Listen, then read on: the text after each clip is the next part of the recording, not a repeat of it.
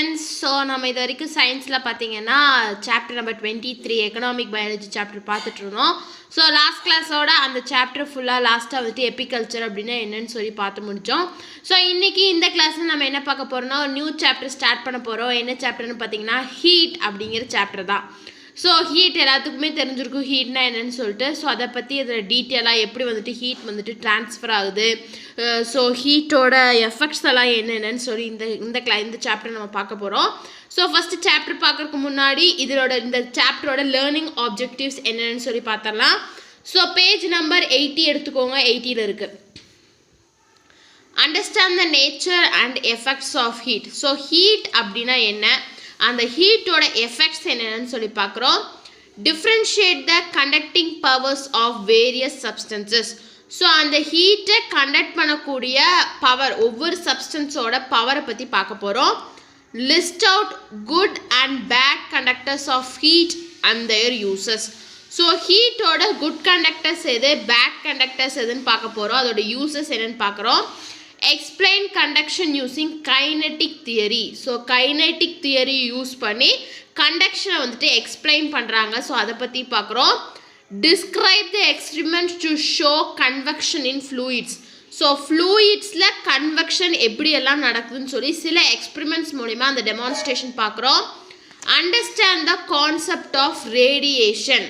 So ரேடியேஷனோட கான்செப்டை பற்றி பார்க்க போகிறோம். Define specific heat capacity and thermal capacity.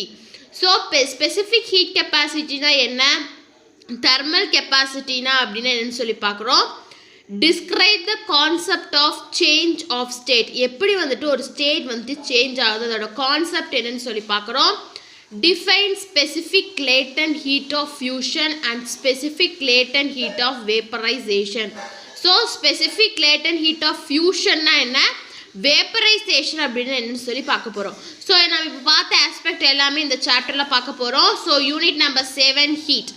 First introduction பாருங்கள். All substances in our surrounding are made up of molecules. So நம்மளை சுற்றி இருக்கக்கூடிய எல்லா சப்ஸ்டன்ஸும் எதனால் மேடாயிருக்கு, மாலிக்யூல்ஸ்னால மேடாயிருக்கு.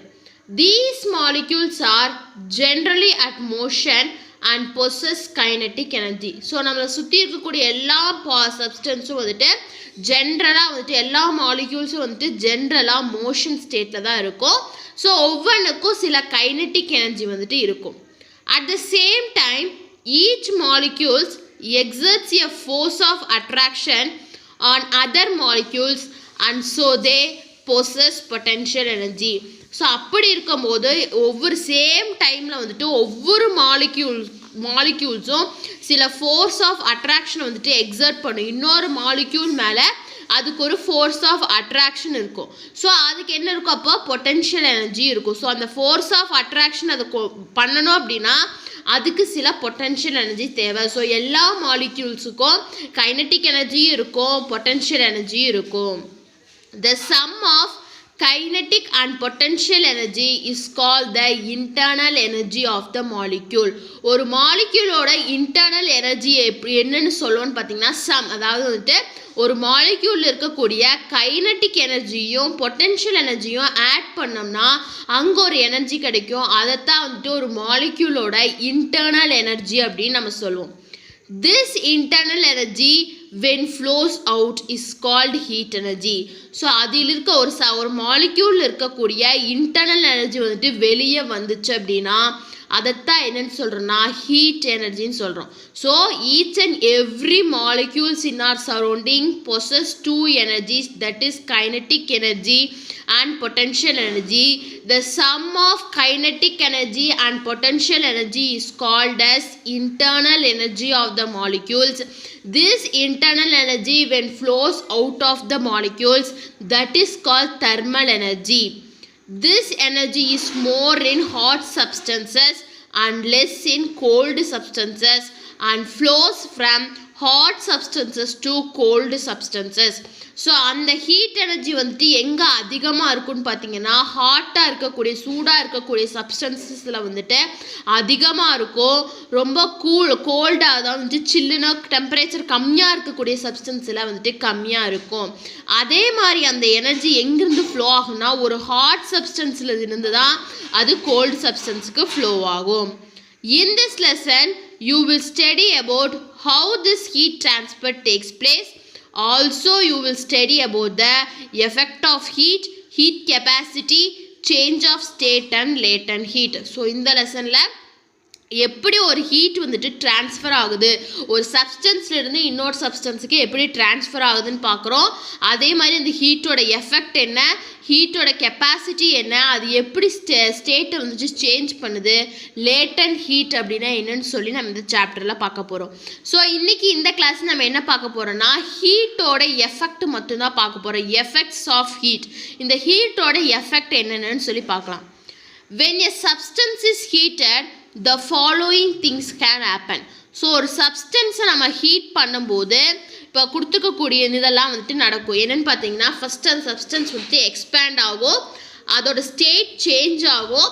ஸோ அந்த சப்ஸ்டன்ஸோட டெம்பரேச்சரும் சேஞ்ச் ஆகும், கடைசியாக கெமிக்கல் சேஞ்சஸ் நடக்குங்கிறாங்க. ஸோ எஃபெக்ட்ஸ் ஆஃப் ஹீட் பார்க்கும்போது there are 4 effects of heat. First one is expansion, second one in change in state, third one is change in temperature and fourth one is chemical change. First பார்த்தீங்க அப்படின்னா expansion. When heat is added to a substance, the molecules gain energy and vibrate and force the other molecules apart. So ஒரு heat வந்துட்டு ஒரு சப்ஸ்டன்ஸில் add ஆகுதுன்னு வைங்க, அந்த சப்ஸ்டன்ஸில் இருக்கக்கூடிய மாலிக்யூல்ஸ்க்கு எல்லாத்துக்கும் ஒரு எனர்ஜி வந்துட்டு கெயின் ஆகும். ஸோ எனர்ஜி கெயின் ஆகி அந்த மாலிக்யூல்ஸ் எல்லாம் வைப்ரேட் ஆகி என்ன ஃபோர்ஸ் பண்ணுன்னா அந்த மாலிக்யூல்ஸை இன்னொரு மாலிக்யூல்ஸை மூவ் பண்ண வைக்கும். As a result expansion takes place. So ஒரு மாலிக்யூல் ஒரு சப்ஸ்டன்ஸ் இருக்கக்கூடிய மாலிக்யூல்ஸ் மூவ் ஆக அந்த சப்ஸ்டன்ஸ் வந்துட்டு எக்ஸ்பேண்ட் ஆகும். ஸோ அப்போ வந்துட்டு அங்கே எக்ஸ்பேன்ஷன் அப்படிங்கிறது நடக்கும். You would have seen some space being left in railway tracks. So வந்துட்டு ரயில்வே ட்ராக்ஸில் பார்த்தீங்க அப்படின்னா சின்ன சின்ன ஸ்பேஸ் வந்துட்டு லீவ் பண்ணியிருப்பாங்க. எதுக்குன்னு பார்த்தீங்கன்னா it is because during summer time more heat causes expansion in tracks. Summer டைம்ஸில் பார்த்தீங்கன்னா சம்மர் சீசனில் பார்த்தீங்கன்னா நிறைய ஹீட், மோர் ஹீட் என்ன ஆகும்னா நிறைய ஹீட் வரும்போது அந்த ட்ராக்ஸில் வந்துட்டு எக்ஸ்பேன்ஷன் ப்ராசஸ் நடக்கும். Expansion is greater for liquids than solids and it is maximum in gases. So இந்த எக்ஸ்பேன்ஷன் எங்கே அதிகமாக இருக்கும்னு பார்த்தீங்கன்னா லிக்விட்ஸில் அதிகமாக இருக்கும். சாலிட்ஸில் கம்பேர் பண்ணும்போது லிக்விட்ஸில் அதிகமாக இருக்கும், கேஸஸில் வந்துட்டு அதோட மேக்ஸிமம் லெவலில் வந்துட்டு இருக்கும் அப்படிங்கிறாங்க. ஸோ இதான் வந்துட்டு first effect expansion. Second one பார்த்தீங்கன்னா சேஞ்ச் இன் ஸ்டேட். ஸோ ஒரு சப்ஸ்டன்ஸை நம்ம ஹீட் பண்ணுறோம் அப்படின்னா அதோட ஸ்டேட் வந்துட்டு சேஞ்ச் ஆகும். ஃபார் எக்ஸாம்பிள் ஐஸ் க்யூப்ஸை வந்துட்டு ஒரு பேனில் போட்டு ஹீட் பண்ணுறீங்கன்னா சாலிட் ஸ்டேட்டில் இருக்கக்கூடிய ஐஸ் க்யூப்ஸ் வந்துட்டு லிக்விட் ஸ்டேட்டில் மாறும். அதான் சொல்லியிருப்பாங்க பாருங்கள். When you heat ice cubes they become water and water on further heating changes into vapour. So நீங்கள் ஐஸ் க்யூப்ஸை ஹீட் பண்ணும்போது சாலிடாக இருக்கக்கூடிய ஐஸ் க்யூப்ஸ் லிக்விட் ஸ்டேட் வாட்டருக்கு வரும். ஸோ வாட்டரை எகெயின் நீங்கள் ஃபர்தர் ஹீட் பண்ணிங்க அப்படின்னா லிக்விட் ஸ்டேட்டில் இருக்கக்கூடிய வாட்டர் வந்துட்டு வேப்பர், அதாவது கேஷியஸ் ஸ்டேட்டுக்கு மாறிடும். So solid becomes liquid, liquid become gas when heat is added. So வந்துட்டு ஐஸ் க்யூப் சாலிட் ஸ்டேட்டில் இருக்கக்கூடிய ஐஸ் க்யூப்ஸ் வந்துட்டு லிக்விட் ஸ்டேட்டுக்கு மாறுது, லிக்விட் ஸ்டேட்டில் இருக்கக்கூடிய வாட்டர் வந்துட்டு வேப்பராக கேஸஸ் ஸ்டேட்டுக்கு மாறுது எப்போ ஒரு ஹீட்டை வந்துட்டு நம்ம ஆட் பண்ணும்போது. The reverse takes place when heat is removed. So வந்து ஹீட்டை நீங்கள் ரிமூவ் பண்ணிட்டீங்க அப்படின்னா அப்படியே ரிவர்ஸாக இருக்கும். வேப்பராக இருக்கக்கூடியது லிக்விட் வாட்டருக்காக வரும். ஸோ வாட்டரில் இருக்கக்கூடியது எகெயின் சாலிட் ஸ்டேட்டுக்கு வரும் எப்போ டெம்பரேச்சர் கம்மியாக. அதான் வந்து second effect change in state. Third effect என்னன்னு பார்த்தீங்கன்னா change in temperature. When heat energy is added to a substance, the kinetic energy of its particle increases and so the particles move at higher speed. So ஒரு heat எனர்ஜியை வந்துட்டு ஒரு சப்ஸ்டன்ஸில் நம்ம add பண்ணும்போது அந்த சப்ஸ்டன்ஸில் இருக்கக்கூடிய பார்ட்டிகல்ஸோட அதாவது மாலிக்யூல்ஸோட கைனட்டிக் எனர்ஜி இன்க்ரீஸ் ஆகும். ஸோ அப்படி இன்க்ரீஸ் ஆகும்போது அந்த பார்ட்டிகல்ஸ் வந்துட்டு மூவ் ஆகும், ஹை ஸ்பீடில் வந்துட்டு மூவ் ஆகும். This causes rise in temperature. So இதனால தான் வந்துட்டு டெம்பரேச்சர் ரைஸ் ஆகுதுன்னு சொல்கிறாங்க. When a substance is cooled, that is when heat is removed, the molecules lose heat and its temperature falls. So ஒரு சப்ஸ்டன்ஸை நம்ம கூல் பண்ணும்போது அந்த சப்ஸ்டன்ஸை கூல் பண்ணும்போது அதில் இருக்கக்கூடிய ஹீட் எல்லாம் ரிமூவ் ஆகிடும். ஸோ அந்த சப்ஸ்டன்ஸில் இருக்கக்கூடிய ஹீட் ரிமூவ் ஆகும்போது அந்த சப்ஸ்டன்ஸில் இருக்கக்கூடிய மாலிக்யூல்ஸ் இருக்கக்கூடிய ஹீட்டும் ரிமூவ் ஆகிடும். எகெயின் அந்த டெம்பரேச்சர் வந்துட்டு ஃபால் ஆகிடும்னு சொல்கிறாங்க. ஸோ இதான் வந்துட்டு third effect, change in temperature.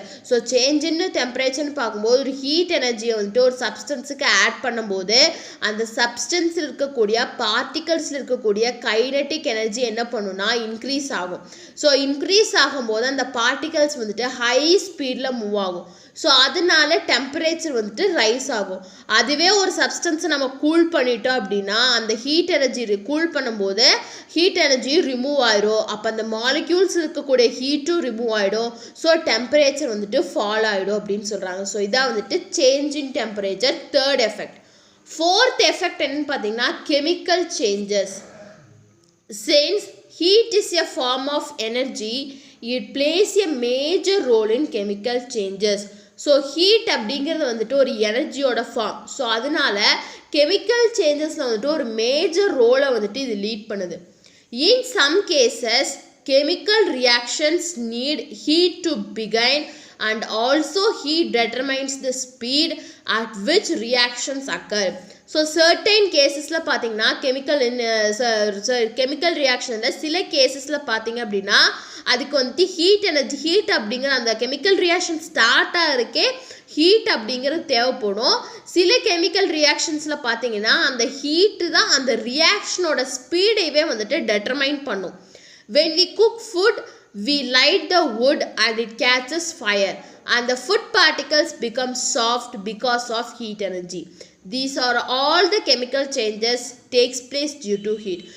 ஒரு சிம்பிள் எக்ஸாம்பிள், நம்ம வீட்டில் வந்துட்டு ஃபுட்டை வந்துட்டு குக் பண்ணுறோம். ஸோ ஃபுட் குக் ஆகுனா என்ன வேணும், நம்ம ஃபஸ்ட்டு வந்துட்டு வுட், அதாவது இப்போ எல்லோரும் கேஸ் சிலிண்டர் யூஸ் பண்ணுறோம், அப்போல்லாம் வந்துட்டு வுட்டு தானே. ஸோ வுட்டை நம்ம தீப்பற்ற வைக்கிறோம், விறகு நம்ம தீப்பற்ற வச்ச பிறகு தான் அது ஃபயர் ஆன பிறகு தான் சாலிடாக இருக்கக்கூடிய ரொம்ப ஹார்டாக இருக்கக்கூடிய ஃபுட் சப்ஸ்டன்சஸ் வந்துட்டு நம்ம எடுத்துக்கிறக்கூடிய மாதிரி சாஃப்ட் ஆகுது. எதனால் ஆகுது, ஹீட் எனர்ஜினால் ஆகுது. ஸோ இது எல்லாமே கெமிக்கல் சேஞ்சஸ். ஒரு ஃபுட்டு ஹார்டாக இருக்கக்கூடிய ரா மெட்டீரியலாக இருக்கக்கூடிய ஃபுட்டு வந்துட்டு ஒரு எடிபிளாக நம்ம எடுத்துக்கிறதுக்கு தேவைப்படுற மாதிரி அது மாறுறதுக்கு கூட இந்த ஹீட் எனர்ஜி தேவைப்படுது. ஸோ இது எல்லாமே கெமிக்கல் சேஞ்சஸ், அது ஹீட்னால நடக்கக்கூடிய கெமிக்கல் சேஞ்சஸ் தான் அப்படின்னு சொல்கிறாங்க. ஸோ இதான் வந்துட்டு fourth effect, chemical changes. So effects of ஹீட்னு பார்க்கும்போது there are 4 effects. First one is expansion, second one is change in state, third one is change in temperature, fourth one is chemical changes. So ஒரு heat அப்படின்னு எடுத்துக்கிட்டோம்னா அதுக்கு வந்துட்டு இந்த 4 எஃபெக்ட்டுமே கண்டிப்பாக இருக்கும் அப்படின்னு சொல்கிறாங்க. ஸோ இதான் வந்துட்டு effects of heat. So next கிளாஸில் வந்துட்டு ஹீட் எப்படி ட்ரான்ஸ்ஃபர் ஆகுதுன்னு பார்க்கலாம். ஸோ ஹீட் வந்துட்டு 3 வேஸில் வந்துட்டு ட்ரான்ஸ்ஃபர் ஆகும்: conduction, convection and radiation. So last உங்களோட 8th ஸ்டாண்டர்டில் வந்துட்டு படிச்சிருப்பீங்க கண்டக்ஷன்னா என்ன, கன்வெக்ஷன்னா என்ன, ரேடியேஷன்னு சொல்லிட்டு. ஸோ நெக்ஸ்ட் கிளாஸில் அதை பற்றி நம்ம டீட்டெயிலாக பார்க்கலாம். ஸோ ஹீட்டோட எஃபெக்ட்ஸ் ஏதாச்சும் டவுட் இருந்துச்சு அப்படின்னா கமெண்ட் பண்ணுங்கள். இந்த வீடியோ கிளாஸ் பிடிச்சிருந்தா லைக் பண்ணுங்கள், ஷேர் பண்ணுங்கள், சப்ஸ்கிரைப் பண்ணுங்கள். தேங்க்யூ.